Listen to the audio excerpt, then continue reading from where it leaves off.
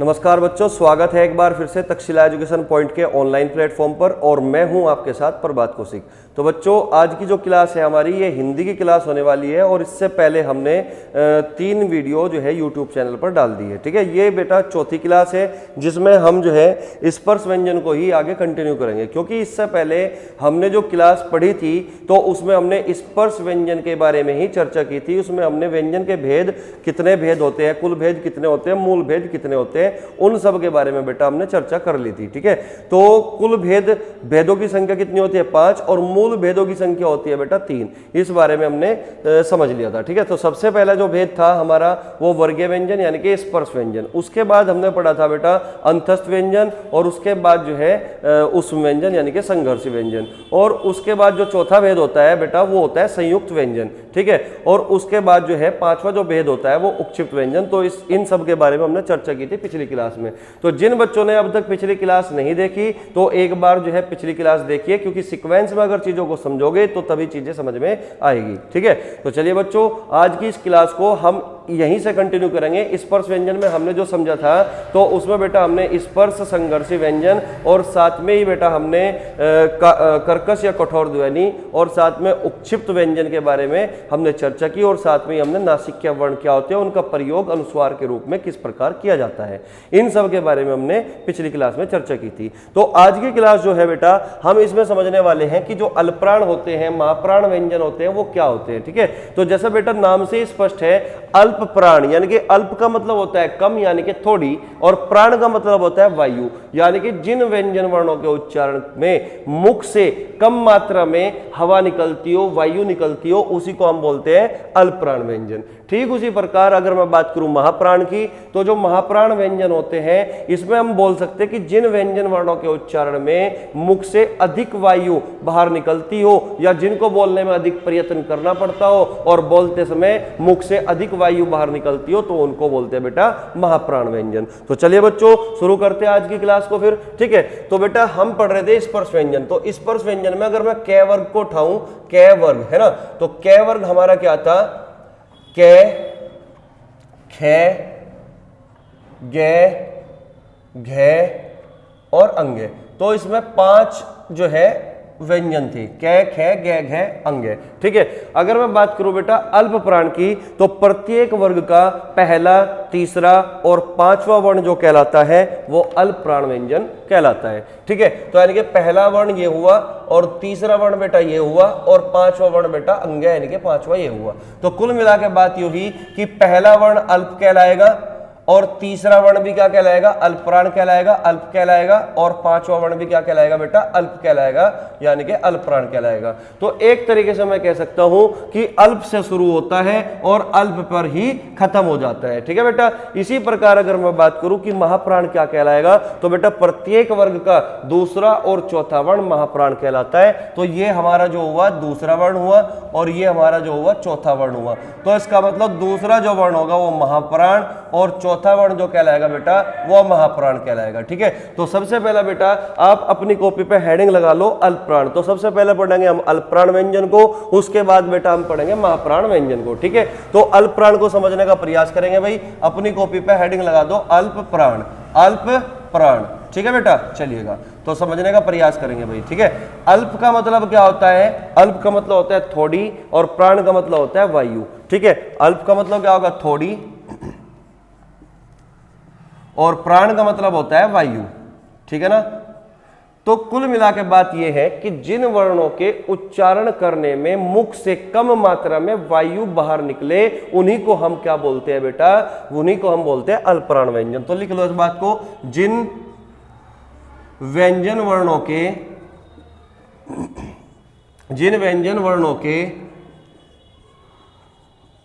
उच्चारण में, जिन व्यंजन वर्णों के उच्चारण में मुख से, जिन व्यंजन वर्णों के उच्चारण में मुख से कम मात्रा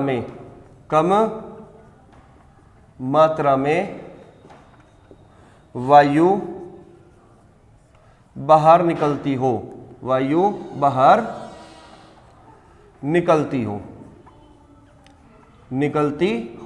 तो उन्हीं को क्या बोलते हैं हम, अल्पप्राण व्यंजन बोलते हैं। तो बेटा ये हमारा पहला पॉइंट हुआ, ठीक है बेटा। चलिएगा, अगर मैं बात करूं दूसरे पॉइंट की, तो मैं कह सकता हूं कि प्रत्येक वर्ग का पहला, तीसरा और पांचवा वर्ण अल्पप्राण कहलाता है। तो इस बात को भी हम लिखेंगे कि प्रत्येक वर्ग का पहला, तीसरा और पांचवा वर्ण, प्रत्येक वर्ग का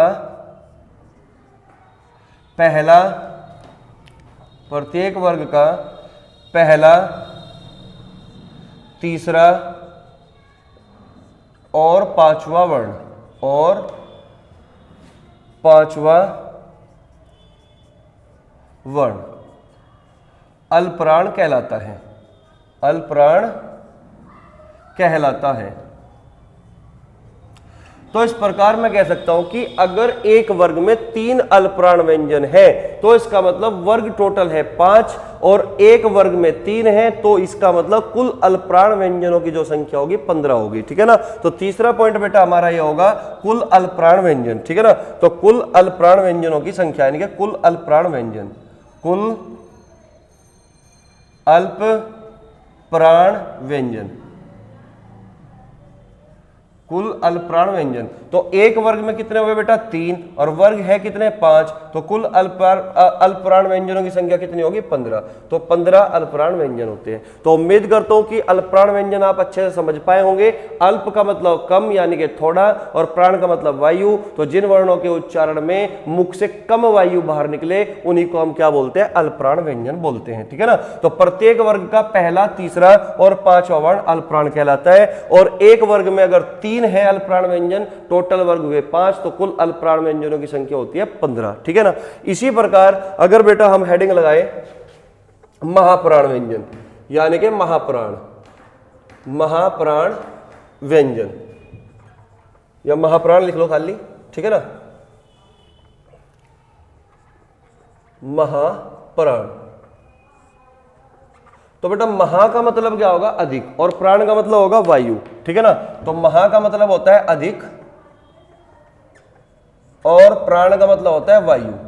तो कुल मिला के बात ये हुई कि महाप्राण का मतलब होता है कि जिन व्यंजन वर्णों को बोलने में अधिक प्रयत्न करना पड़ता हो, अर्थात बोलते समय अधिक मात्रा में मुख से वायु निकलती हो, उन्हीं को हम क्या बोलते हैं, महाप्राण व्यंजन बोलते हैं, ठीक है। जैसे कि हमारी जो स्किन का ये वाला हिस्सा होता है ये बहुत ज्यादा सेंसिटिव होता है, ठीक है। अगर आप यहाँ पे कै बोल के देखोगे ना, कै, तो कै बोल के देखिए आप, कै, तो जो मुख से हवा निकलेगी वो कम निकलेगी। लेकिन जैसे ही आप खे का उच्चारण करते हो तो खे का उच्चारण करते वक्त जो मुख से हवा निकलेगी वो तुम्हारे हाथ पे महसूस होगी, कैसे, ज्यादा वायु, ठीक है ना। तो कै का उच्चारण करो, कै, और फिर खे का उच्चारण करो, खे, तो खे करते वक्त जो है हवा जो होगी वो जो है ज्यादा निकलेगी कै के मुकाबले। बात समझ में आई, ठीक है ना। तो कै की तुलना में खे को बोलने में, खे का उच्चारण करने में हवा जो होगी अधिक निकलेगी। तो इसका मतलब क्या होगा, इसी को बेटा हम महाप्राण व्यंजन कहते हैं, ठीक है ना। तो लिखते हैं इस बात को, ठीक है। जिन, पहला पॉइंट है, जिन व्यंजनों या जिन वर्णों को बोलने में, जिन वर्णों को बोलने में अधिक प्रयत्न करना पड़ता हो, अर्थात बोलते समय मुख से अधिक मात्रा में वायु बाहर निकलती हो, वायु बाहर निकलती हो, तो उसी को बेटा हम क्या बोलते हैं, अल्पप्राण व्यंजन बोलते, वो सॉरी महाप्राण व्यंजन बोलते हैं, ठीक है। इसी प्रकार अगर मैं बात करूं बेटा दूसरा पॉइंट क्या होगा हमारा, दूसरा पॉइंट क्या होगा, तो दूसरा पॉइंट बेटा ये है कि प्रत्येक वर्ग का दूसरा और चौथा वर्ण, प्रत्येक वर्ग का दूसरा और चौथा वर्ण हमारा क्या कहलाता है, महाप्राण व्यंजन कहलाता है। तो इस बात को भी हम लिखेंगे कि प्रत्येक वर्ग का दूसरा और चौथा वर्ण महाप्राण कहलाता है। महाप्राण कहलाता है कि प्रत्येक वर्ग का दूसरा और चौथा वर्ण महाप्राण कहलाता है। ठीक इसी प्रकार अगर मैं बात करूं कि एक वर्ग में महाप्राण व्यंजनों की संख्या 2 है और टोटल जो स्पर्श व्यंजन है वो स्पर्श व्यंजन को ही हम वर्गीय व्यंजन कहते हैं। तो वर्गीय व्यंजन इसलिए कहते हैं क्योंकि वर्गीय व्यंजन जो है वो स्पर्श व्यंजन जो है 5 वर्गों में बटा हुआ है। अगर एक वर्ग में 2 महाप्राण व्यंजन है तो टोटल वर्ग है हमारे पास 5, तो एक वर्ग में 2 हुए तो 5 वर्ग में कितने होंगे बेटा 10। तो इसका मतलब कुल महाप्राण जो व्यंजनों की संख्या होगी, कुल महाप्राण व्यंजनों की संख्या 10 होगी। तो कुल महाप्राण व्यंजन कितने हो गए बेटा 10। तो कुल महाप्राण व्यंजन तो एक वर्ग में होती है 2, वर्ग है टोटल 5, तो कुल मिला के 10। तो इसका मतलब कुल महाप्राण व्यंजनों की संख्या कितनी हुई 10। तो उम्मीद है बेटा कि जो अल्पप्राण व्यंजन और महाप्राण व्यंजन वाला जो टॉपिक है ये आपका बिल्कुल क्लियर हो चुका होगा। तो किस तरीके से एग्जाम में क्वेश्चन यहां से पूछता है, तो क्वेश्चन इस तरीके से पूछेगा बेटा कि आपके सामने 4 विकल्प होंगे और आपसे पूछ लेगा कि बताइए निम्न ऑप्शन में से कौन सा अल्पप्राण व्यंजन है या निम्न में से कौन सा महाप्राण व्यंजन है। तो डायरेक्ट इस तरीके से पूछेगा, या तो आप जो है उच्चारण करके देख लोगे वहीं पे, इस तरीके से हाथ लगा लेना क्योंकि जो त्वचा है, जो हमारी स्किन है, ये वाली बहुत सेंसिटिव होती है। जब आप इसका उच्चारण करोगे 4 ऑप्शन में से जोन से भी ऑप्शन में कम वायु बाहर निकलेगी वो हमारा अल्पप्राण कहलाएगा, और जोन से भी ऑप्शन में अधिक वायु बाहर निकलेगी, यानी कि इस पे तुम्हारी स्किन पे महसूस होगी, फील करोगे तुम कि यहाँ पे अधिक वायु, इस वर्ण के उच्चारण में अधिक वायु बाहर निकली है, तो उसको हम क्या बोलते हैं महाप्राण व्यंजन बोलते हैं। बात समझ में आई? ठीक है, तो इस तरीके से क्वेश्चन आपसे एग्जाम में पुटअप करता है एग्जामिनर। ठीक है, तो चलिए बेटा इस चीज का स्क्रीनशॉट ले लो एक बार, ठीक है, या फिर इसको नोट कर लो। ठीक है, तो चलिए बच्चों अब अगला जो टॉपिक है हमारा, अगला टॉपिक है बेटा घोष और सघोष। घोष या सघोष तो एक ही है, यानी कि घोष और अघोष वर्ण कैसे होते हैं, क्या होते हैं। ठीक है, तो इसको मैं कर देता हूं रफ। तो चलिए बच्चों अब जो हमारा टॉपिक होगा ये टॉपिक है घोष या सघोष एवं अघोष वर्ण।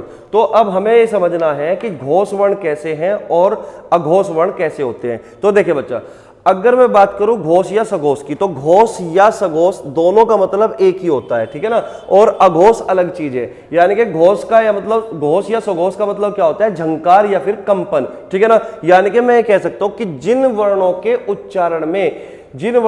उच्चारण में हमारी स्वर तंत्रियों में कंपन पैदा हो, झंकार पैदा हो, उसी को बोलते हैं हम सघोष वर्ण। बात समझ में आई? लेकिन जिन वर्णों के उच्चारण में कंपन या झंकार पैदा नहीं होती उनको हम बोलते हैं अघोष वर्ण। बात समझ में आई? तो चलिए बच्चों एक बार समझने का प्रयास करते हैं। तो हमने समझा था बेटा कै वर्ग यानी कि स्पर्श व्यंजन, ठीक है ना। तो कै वर्ग में एक बार लिख लेता हूं, कै वर्ग में कौन कौन से वर्ण होते हैं उस चीज को एक बार लिख लेते हैं, ठीक है ना। तो कै, फिर उसके बाद खे, फिर गे, फिर घे और फिर अंगे, ठीक है। तो ये सारे के सारे आधे होते हैं, ये मैं बता चुका हूं पिछली क्लास में, ठीक है बेटा। चलिएगा, तो अगर मैं बात करूं बेटा जिस प्रकार हमारे अल्पप्राण व्यंजन और महाप्राण व्यंजन, ठीक है ना, तो अल्पप्राण प्रत्येक वर्ग का पहला, तीसरा और पांचवा वर्ण होता है और महाप्राण प्रत्येक वर्ग का दूसरा और चौथा वर्ण महाप्राण कहलाता है। ठीक इसी प्रकार अगर मैं बात करूं घोष की, तो घोष यानी कि सघोष वर्ण जो होंगे वो प्रत्येक वर्ग के बाद के 3 जो वर्ण होंगे उसी को हम सघोष कहते हैं। तो कुल मिला के बात ये हुई कि बाद के 3 यानी कि तीसरा, चौथा और पांचवा, यानी कि प्रत्येक वर्ग का तीसरा, चौथा, पांचवा वर्ण जो कहलाता है वो सघोष वर्ण कहलाता है।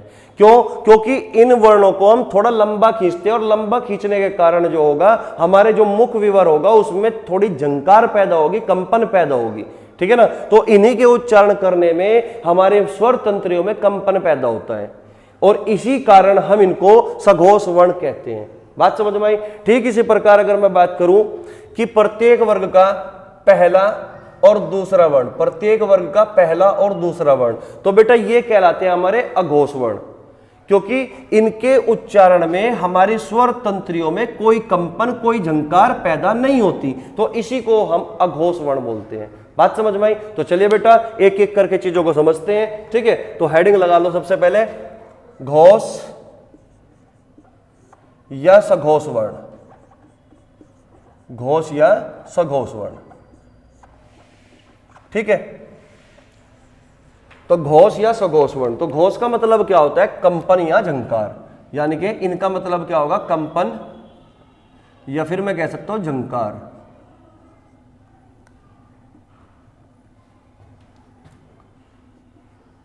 ठीक है, तो चलिए बेटा, तो सबसे पहला पॉइंट हमारा क्या बनेगा? सबसे पहला पॉइंट बनेगा ये वाला। तो लिखते हैं, लिखिएगा बेटा, जिन वर्णों के उच्चारण करने में हमारी स्वर तंत्रियों में कंपन पैदा हो, कंपन पैदा हो। क्लियर हुई बात? ठीक है ना। तो जिन वर्णों के उच्चारण करने में हमारी स्वर तंत्रियों में कंपन पैदा हो, और कंपन पैदा होने का कारण यह है कि जो बाद के तीन वर्ण होते हैं, जब हम इनका उच्चारण करते हैं तो हमारे मुख विवर के अंदर वायु कुछ समय रहने के बाद बाहर निकलती है। कुछ समय रहने के बाद बाहर निकलती है क्योंकि हम इनको थोड़ा लंबा खींचते हैं, तो इसी कारण जो है मुख विवर में कुछ समय तक रहती है वायु। ठीक है ना, और जिसके कारण जो है कंपन पैदा होता है, झंकार पैदा होती है। बात समझ में आई? तो इस पॉइंट को भी हम लिखेंगे बेटा, ताकि तुम भी चीजों को समझ पाओ। ठीक है ना, चलिएगा। जिन वर्णों के उच्चारण करने में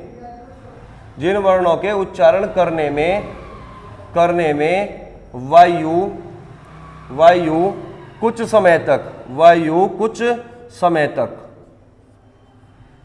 कुछ समय तक मुख विवर में रहने के बाद बाहर निकलती हो,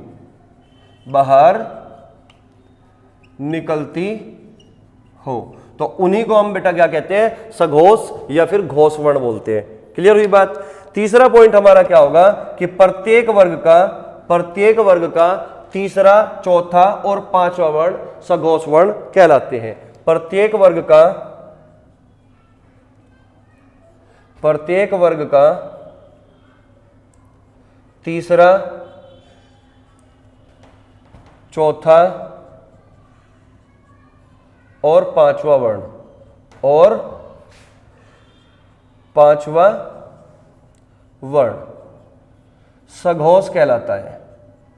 सघोष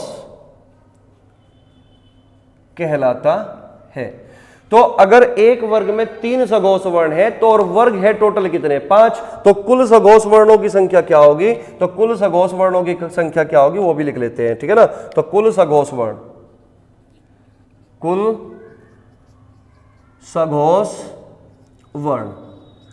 तो एक वर्ग में हो गए 3, वर्ग है टोटल 5, तो कुल मिला के 15 वर्ण हुए। कुल मिलाकर कितने हुए? 15 वर्ण हुए। ठीक है, तो सघोष यानी कि घोष। तो जिन वर्णों के उच्चारण में हमारी स्वर तंत्रियों में कंपन पैदा हो। दूसरा पॉइंट क्या हुआ? जिन वर्णों के उच्चारण करने में वायु कुछ समय तक मुख विवर में रहने के बाद बाहर निकलती हो। ठीक है ना, प्रत्येक वर्ग का तीसरा, चौथा और पांचवा वर्ण सघोष कहलाता है, और कुल सघोष वर्ण कितने हुए? 15। क्लियर हो चुकी होगी, है ना। तो ये जो सघोष वर्ण है, इनके घोष वर्ण है, तो दोनों का मतलब एक ही है। घोष का मतलब कंपन, यानी कि सघोष का मतलब कंपन पैदा होना। ठीक है, ठीक इसी प्रकार बेटा अगर मैं बात करूं अघोष वर्ण की, अघोष वर्ण, ठीक है, तो अपनी कॉपी पे हेडिंग लगा लो अघोष वर्ण।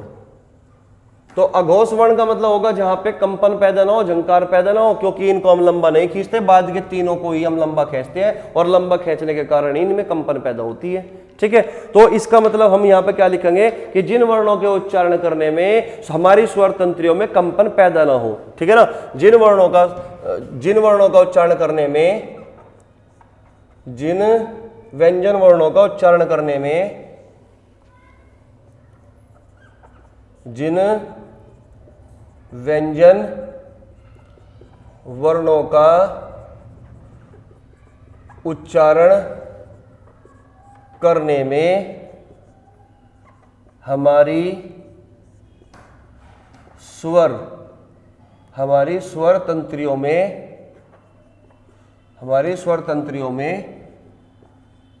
कंपन पैदा नहीं हो, झंकार पैदा नहीं हो, ठीक है ना, कंपन पैदा नहीं हो, ठीक है। दूसरा पॉइंट क्या बनेगा, क्योंकि प्रत्येक वर्ग में जो अघोष वर्ण है वो कितने हैं बेटा, 2। तो इसका मतलब मैं कह सकता हूं कि प्रत्येक वर्ग का पहला और दूसरा वर्ण अघोष वर्ण कहलाता है, ठीक है ना। तो प्रत्येक वर्ग का पहला और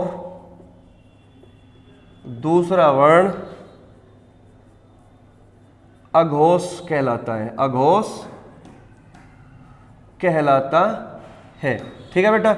अगर मैं तीसरे पॉइंट की बात करूं, क्योंकि एक वर्ग में 2 अघोष वर्ण है और टोटल जो वर्गों की संख्या होती है वो 5 होती है, तो इसका मतलब एक वर्ग में 2, तो 5 वर्ग में कितने बनेंगे, 10। तो लिखिएगा कुल अघोष वर्ण। तो एक वर्ग में हुए 2, टोटल वर्ग है 5, तो कुल अघोष वर्णों की संख्या होगी कितनी बेटा, 10 होगी, ठीक है ना। तो किस तरह से क्वेश्चन जो है तुम्हारे एग्जाम में एग्जामिनर पुटअप करता है, तो केवल बेटा वो 4 ऑप्शन आपके सामने रखेगा और आपसे केवल इतनी सी बात पूछेगा कि बताइए निम्नलिखित 4 ऑप्शन में से कौन सा एक वर्ण या कौन सा एक व्यंजन अघोष है या फिर सघोष है। घोष और सघोष का मतलब एक ही होता है, इसमें कंफ्यूज होने की कोई जरूरत नहीं है, ठीक है। तो चलिए बच्चों जल्दी से नोट करिए या स्क्रीनशॉट लीजिए जल्दी से, ठीक है ना। तो चलिए बच्चों हमारे सामने जो अब नया टॉपिक आया है वो है अंतस्थ व्यंजन यानी कि संघर्षहीन व्यंजन। देखिए बच्चों जो व्यंजन के कुल भेद थे वो थे टोटल 5। तो अब तक हम जो पढ़ रहे थे वो स्पर्श व्यंजन के बारे में ही हम पढ़ रहे थे, ठीक है ना। तो स्पर्श व्यंजन में ही हमने अल्पप्राण, महाप्राण, सघोष और घोष वर्ण के बारे में चर्चा की, ठीक है। अब जो हमारा जो दूसरा भेद होगा व्यंजन का, दूसरा भेद है बेटा अंतस्थ व्यंजन, जिसका दूसरा नाम होता है संघर्षहीन व्यंजन। क्लियर हुई बात। तो अगर बेटा मैं बात करूं अंतस्थ व्यंजन, तो अंतस्थ व्यंजनों की संख्या होती है 4, य, रे, ले, वे। अंतस्थ व्यंजन यानी कि संघर्षहीन व्यंजन। देखिए बेटा अंतस्थ व्यंजन और संघर्षहीन व्यंजन का मतलब क्या है, यानी कि जो स्वर और व्यंजन के बीच की ध्वनियां होती है उसी को हम बोलते हैं अंतस्थ व्यंजन, ठीक है। तो बेटा चलो लिखना स्टार्ट करते हैं। तो पहला पॉइंट हमारा क्या बनेगा इसका, अंतस्थ व्यंजन यानी कि कौन कौन से होंगे। पहला पॉइंट होगा बेटा ये, रे, ले और वे। क्लियर हुई बात। तो पहला पॉइंट हुआ हमारा अंतस्थ व्यंजन कौन कौन से हैं, तो ये, रे, ले, वे, ठीक है। दूसरा पॉइंट हमारा बनेगा कि इनकी संख्या कितनी है, तो संख्या कितनी होगी बेटा, संख्या होगी इनकी 4। बात समझ में आई। तीसरा पॉइंट बनेगा कि इनको अंतस्थ व्यंजन हम क्यों कहते हैं, क्योंकि ये स्वर और व्यंजन के बीच की ध्वनियां कहलाती है। तो लिखो इस बात को, जो स्वर और व्यंजन की बीच की ध्वनियां हो, बीच की ध्वनियां हो, ठीक है बेटा। चलिएगा तो एक पॉइंट ये हुआ हमारा कि जो स्वर और व्यंजन के बीच की ध्वनियां हो उसी को हम क्या बोलते हैं, अंतस्थ व्यंजन बोलते हैं। जो ना तो स्वर हो और ना ही व्यंजन यानी कि बीच में पड़ता हो उसी को क्या बोलते हैं, अंतस्थ व्यंजन, ठीक है बेटा।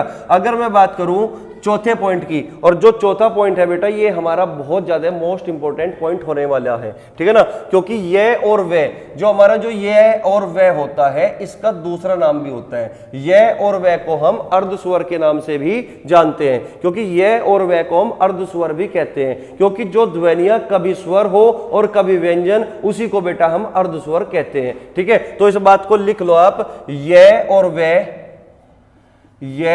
वे ध्वनियां अर्धस्वर कहलाती है। क्या कहलाती है, अर्धस्वर। ध्वनियां अर्धस्वर कहलाती है, अर्धस्वर कहलाती है। अर्धस्वर कहलाती है। तो क्वेश्चन बेटा केवल इतना से ही पूछेगा आपसे, 4 ऑप्शन देके कि निम्न में से कौन सा अर्धस्वर है। तो याद रखना ये और वे अर्धस्वर कहलाते हैं, ये और वे क्या कहलाते हैं, अर्धस्वर कहलाते हैं। इसका कारण यह है कि जो ध्वनियां कभी स्वर हो और कभी व्यंजन, उसी को हम क्या बोलते हैं, अर्धस्वर बोलते हैं। देखिए बच्चों, ये, रे, ले और वे जो अंतस्थ व्यंजन होते हैं, जब हम इनका उच्चारण करते हैं तो जो जीभ होती है हमारी, तो जीभ जो है मुख के किसी भी भाग को पूरी तरीके से स्पर्श नहीं करती। तो यही कारण है इसको हम अंतस्थ व्यंजन या संघर्षहीन व्यंजन कहते हैं। बात समझ में आई? तो ये हमारा टॉपिक हुआ खत्म। केवल अंतस्थ व्यंजन में केवल इतनी सी ही बात आपको करनी थी कि अंतस्थ व्यंजन कौन कौन से होते हैं। तो याद रखना ये, रे, ले, वे ये अंतस्थ व्यंजन कहलाते हैं। पहला पॉइंट हमारा ये हुआ, अंतस्थ व्यंजनों की संख्या कितनी होती है, 4 होती है। ये और वे को हम अर्धस्वर के नाम से भी जानते हैं, यानी कि जो ध्वनियां कभी स्वर कभी व्यंजन हो, इन्हीं को हम क्या बोलते हैं, अर्धस्वर बोलते हैं। और जो स्वर और व्यंजन के बीच की ध्वनियां हो, उसी को हम अंतस्थ व्यंजन बोलते हैं। ठीक है बेटा। तो इसके बाद जो हमारा व्यंजन का तीसरा भेद है, क्योंकि पहला भेद स्पर्श व्यंजन था जिनको हम वर्गीय व्यंजन के नाम से जानते हैं, और जो दूसरा भेद था वो हमारा अंतस्थ व्यंजन यानी कि संघर्षहीन व्यंजन है। अब जो हमारा तीसरा भेद होगा बेटा, उसको हम उस व्यंजन या संघर्षी व्यंजन के नाम से जानते हैं। तो इसको कर देता हूं मैं एक बार रफ, ठीक है ना। तो अब हमारा जो तीसरा भेद होगा वो क्या होगा बेटा, उसम व्यंजन, उसम व्यंजन यानी कि संघर्षी व्यंजन। ठीक है, तो लिख लो तीसरा भेद उसम व्यंजन यानी कि संघर्षी व्यंजन। तो लगाओ हेडिंग फटाफट। तीसरा भेद क्या होगा, उसम व्यंजन, या फिर इसी का नाम दूसरा क्या होगा, संघर्षी व्यंजन। ठीक है। अब अगर मैं बात करूं उस व्यंजन की, तो सबसे पहली बात यह होगी कि जो उस व्यंजन यानी कि संघर्षी व्यंजन होते हैं वे होते कौन कौन से हैं। तो पहला पॉइंट लिखेगा बेटा, उस व्यंजन और संघर्षी व्यंजन कौन कौन से होंगे। तो से के बाद आया षटकोण वाला से, फिर से सपेरे वाला से, और फिर है। तो ये जो 4 वर्ण आपको दिखाई दे रहे हैं, यही हमारे उस व्यंजन यानी कि संघर्षी व्यंजन कहलाते हैं। ठीक है ना। तो इसका जो क्रम होगा वो यही रहेगा कि पहले ये वाला से होगा, फिर ये वाला से, फिर ये वाला से, फिर ये वाला ये है। बात समझ में आई? तो उस व्यंजनों की संख्या कितनी होगी? अगर दूसरे पॉइंट की बात करूं तो संख्या क्या होगी, उस व्यंजनों की संख्या होती है बेटा 4। उस व्यंजनों की संख्या कितनी होती है, 4। तीसरे पॉइंट की बात करूं कि जब हम उस व्यंजनों का उच्चारण करते हैं तो नाम से ही बेटा स्पष्ट है, उष्म, यानी कि ये क्या करती है, गर्म वायु बाहर निकालती है। जब हम इन वर्णों का उच्चारण करते हैं तो गर्म वायु बाहर निकलती है, उष्मा प्रदान करती है। ठीक है ना। तो मैं कह सकता हूं कि उच्चारण करने पे गर्म वायु का बाहर निकलना, ठीक है ना, उच्चारण करने में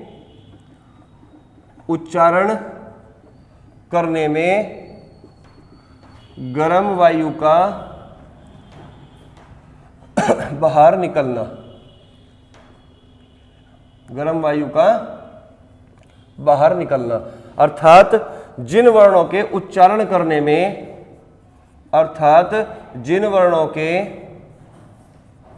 जिन वर्णों का उच्चारण करने में, ऐसे लिखो, जिन वर्णों का उच्चारण करने में, जिन वर्णों का उच्चारण करने में वायु तेज गति से रगड़ खाते हुए, वायु तेज गति से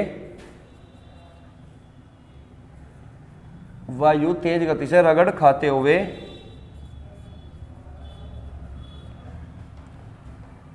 यहां से लिखो, वायु तेज गति से रगड़ खाने के कारण, वायु तेज गति से रगड़ खाने के कारण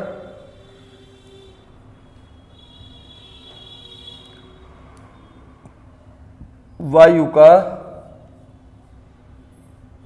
गर्म होकर बाहर निकलना,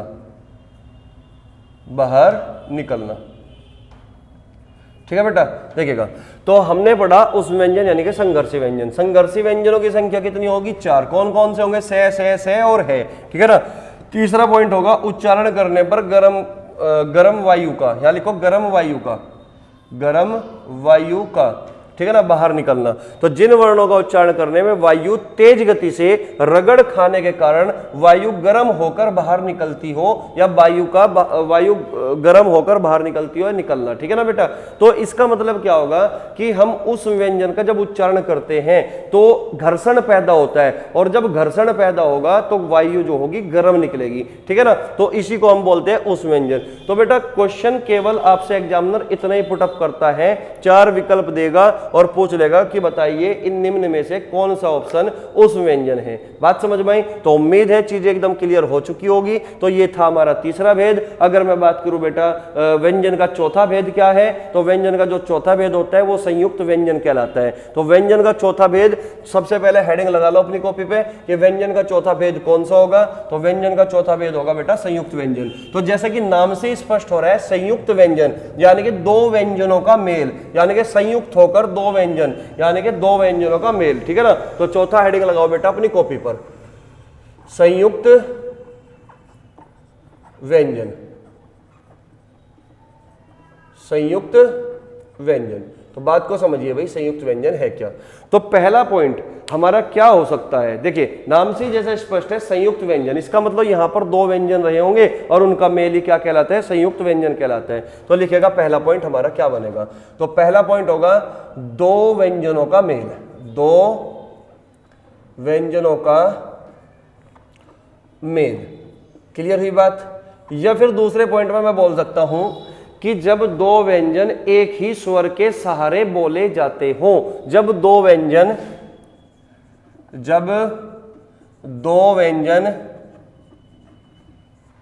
एक ही स्वर के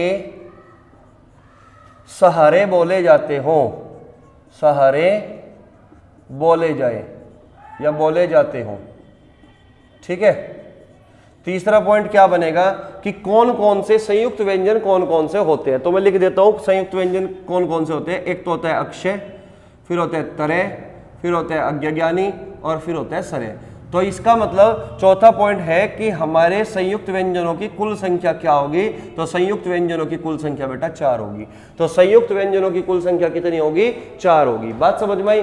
तो संयुक्त व्यंजन का मतलब क्या होगा कि दो व्यंजनों का मेल क्या कहलाता है, संयुक्त व्यंजन कहलाता है। जब दो व्यंजन एक ही स्वर के सहारे बोले जाते हो उसी को क्या बोलते हैं, हम संयुक्त व्यंजन बोलते हैं। कौन कौन से संयुक्त व्यंजन होंगे, तो अक्षय, तरे, अज्ञ और सरे। तो बेसिक सा क्वेश्चन जो है आपके एग्जाम में पूछ सकता है कि 4 विकल्प देकर पूछ लेगा कि बताइए निम्नलिखित में से कौन सा व्यंजन संयुक्त व्यंजन है। तो इनमें से कोई भी एक ऑप्शन में आपको देगा। तो अक्षय भी संयुक्त व्यंजन है क्योंकि ये भी दो व्यंजनों से मिलकर बना है, और तरह भी हमारा संयुक्त व्यंजन है क्योंकि ये भी दो व्यंजनों से मिलकर बना होता है। ठीक इसी प्रकार अगर मैं अज्ञानी की बात करूं तो ये भी संयुक्त व्यंजन है, ये भी दो व्यंजनों का मेल कहलाएगा, सरय भी दो व्यंजनों का मेल कहलाएगा। तो इसी कारण इन 4 व्यंजनों को हम संयुक्त व्यंजन कहते हैं। ठीक है, तो संख्या कितनी हुई बेटा, 4 हुई। बात समझ में आई। अगर मैं बात करूं बेटा कि ये दो व्यंजनों के मेल कौन कौन से दो व्यंजनों का मेल है, या फिर मैं दूसरे पॉइंट की बात करूं कि जब दो व्यंजन एक ही स्वर के सहारे बोले जाते हैं तो वो दो व्यंजन कौन से हैं जो एक ही स्वर के सहारे बोले जाते हैं।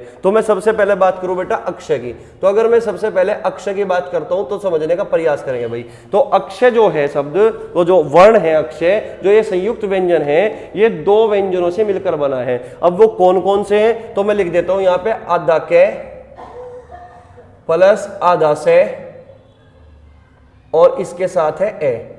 तो ये जो अक्षय है ये दो व्यंजन कौन कौन से, आधा के और आधा से, इन दो व्यंजनों के मेल से बना व्यंजन क्या कहलाता है, संयुक्त व्यंजन। या दूसरा पॉइंट इस बात की गारंटी देता है कि जब दो व्यंजन एक ही स्वर के सारे बोले जाए। तो अब ये जो दो व्यंजन हैं ये एक ही स्वर के सारे बोले जाते हैं ए के, तो इसी को क्या बोलते हैं, हम संयुक्त व्यंजन बोलते हैं। अब ध्यान दो, अब ये अक्षय आधा के और से कैसे मिलकर बनाए इसको भी हम चर्चा करेंगे अभी थोड़ी देर बाद। अगर मैं बात करूं बेटा दूसरा कौन सा है हमारा, तरे। दूसरा कौन सा है बेटा हमारा, तरे। तो तरे दो व्यंजनों से मिलकर बना है। कौन कौन से व्यंजनों से मिलकर बना है, देखेगा, आधा ते प्लस आधा रे और ए। बात समझ में आई, ठीक है ना। इसी प्रकार अगर मैं बात करूं जो अज्ञानी है ये कौन से दो व्यंजनों से मिलकर बना है, तो अज्ञानी भी हमारा दो व्यंजनों से ही मिलकर बना है। अब वे कौन कौन से है देखते हैं बेटा। अज्ञानी, ठीक है ना, तो आधा जय प्लस अइया, तो आधा जय प्लस अइया प्लस ए, ठीक है ना बेटा। तो ये भी दो व्यंजनों के मेल से मिलकर बना है, या फिर दो व्यंजन एक ही स्वर के सारे बोले जाते हैं। ठीक इसी प्रकार अगर मैं बात करूं सरय की, तो सरय भी हमारा दो व्यंजनों से मिलकर बना है। कौन कौन से समझने का प्रयास करते हैं भाई, ठीक है ना। एक तो आधा से और आधा रे और ए, बात समझ में आई। अब मुझे एक बात और बताइए, अगर मैं ये ए इस से के साथ मिला दूं तो क्या बनेगा, आधा के और पूरा से। तो इसको हम इस तरीके से भी लिख सकते हैं, यानी कि आधा ते और रे, ये क्या होगा, पूरा होगा, ठीक है ना, क्योंकि ए जो है हम रे स्वर के रे व्यंजन के अंदर मिला देंगे, ठीक है ना। तो आधा ते और रे, इसी प्रकार आधा जय और पूरा अय्या, ठीक है ना। और इसी प्रकार ये जो से है, आधा से और पूरा रे।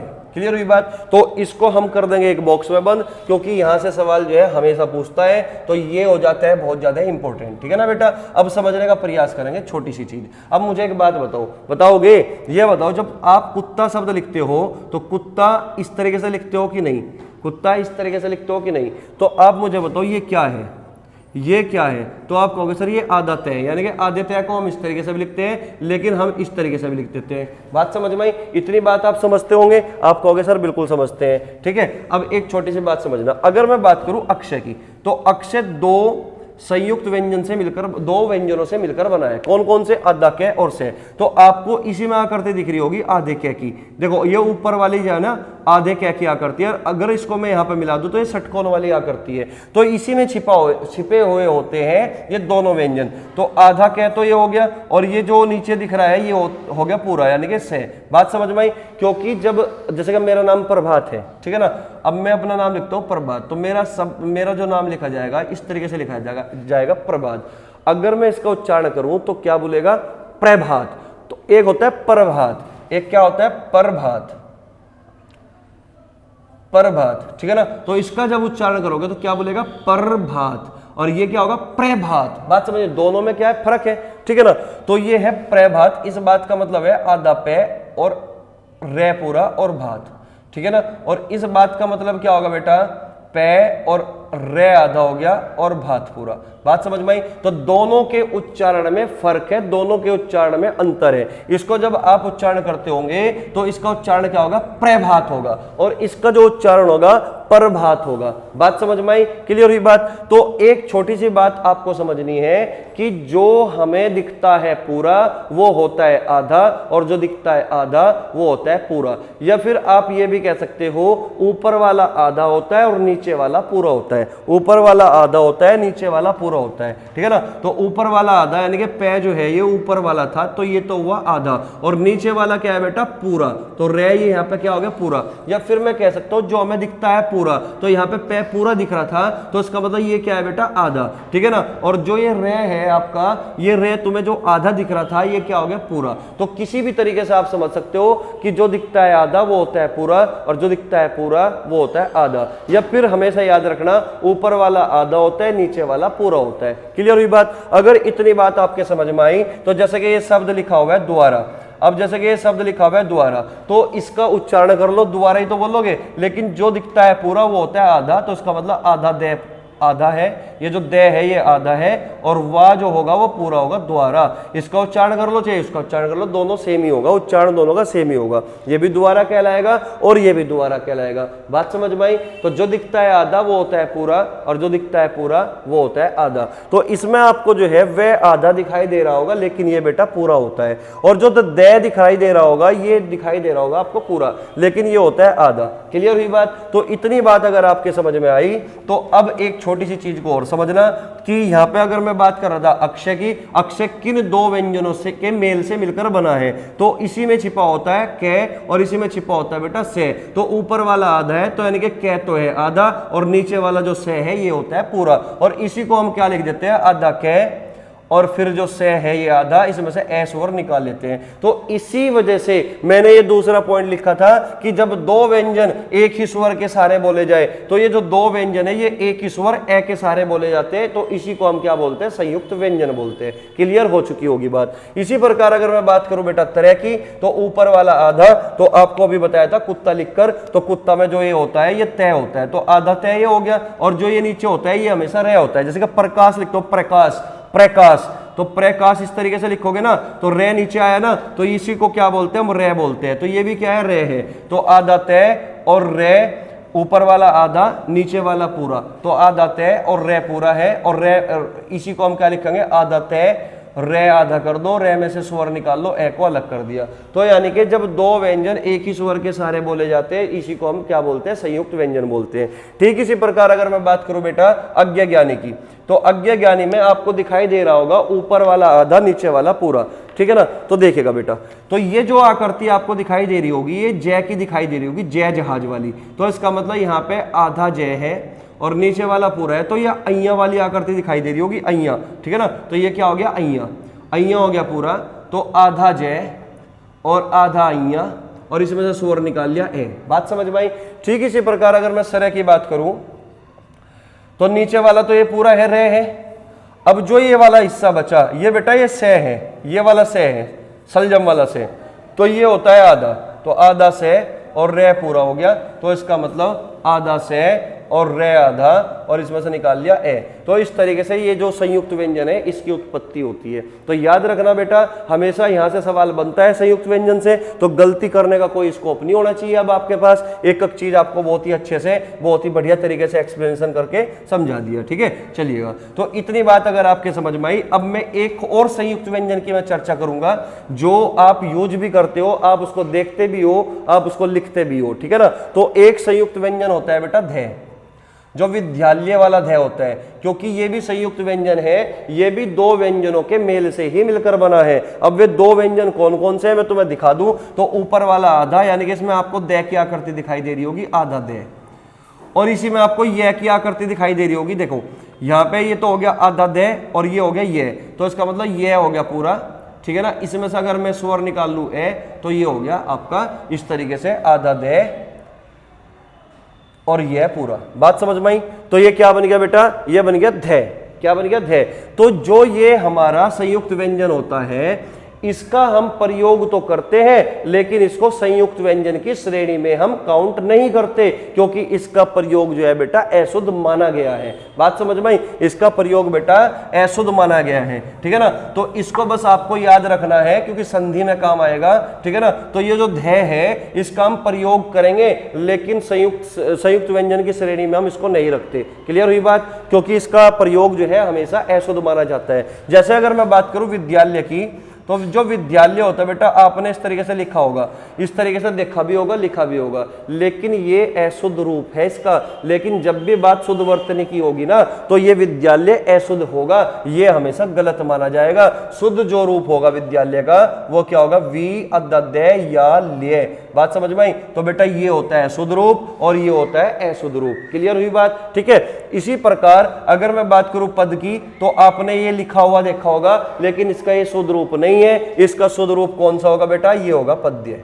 बात समझ में आई। इसी प्रकार गद्य की अगर मैं बात करूं, तो गद्य आपने इस तरीके से देखा होगा, तो इसका शुद्ध रूप क्या कहलाएगा, गद्य। बात समझ में आई। ये शुद्ध रूप है, ये शुद्ध रूप है, और ये क्या होगा, अशुद्ध रूप है। तो इस बात को आप समझ चुके होंगे कि संयुक्त व्यंजन क्या होता है, कितने संयुक्त व्यंजन होते हैं, ठीक है ना। संयुक्त व्यंजन कौन कौन से होते हैं, वो सारी चर्चा हमने इस क्लास में कर ली, ठीक है।